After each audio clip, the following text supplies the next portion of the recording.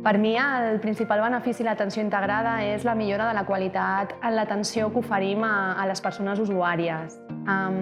Crec que amb la millora d'aquesta atenció aconseguim millorar alhora la qualitat de vida de les persones que atenem i, sobretot, augmentar l'eficiència dels recursos que fem servir per atendre les situacions més complexes.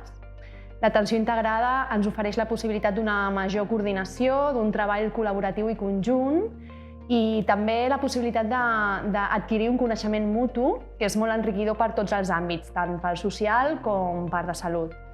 Amb aquesta coordinació el que aconseguim és evitar duplicitats, evitar sobrediagnòstics, intentar que les persones puguin viure més temps a casa, si és el seu desig, i amb una millor qualitat de vida. Pels professionals dels dos àmbits, jo crec que el principal benefici que aporta l'atenció integrada és precisament aquest coneixement mutu.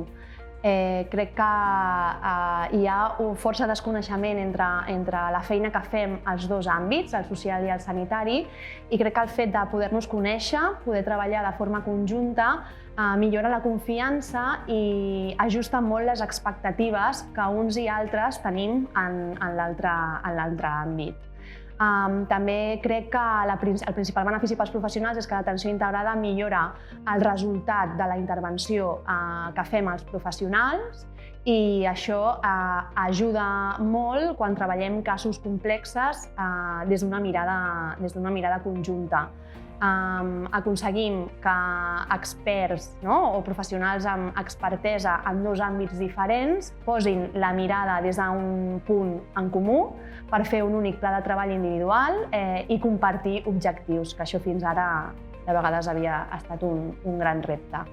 Un altre dels principals beneficis que aporta als professionals l'atenció integrada és que hem passat d'una integració vertical a una integració horitzontal.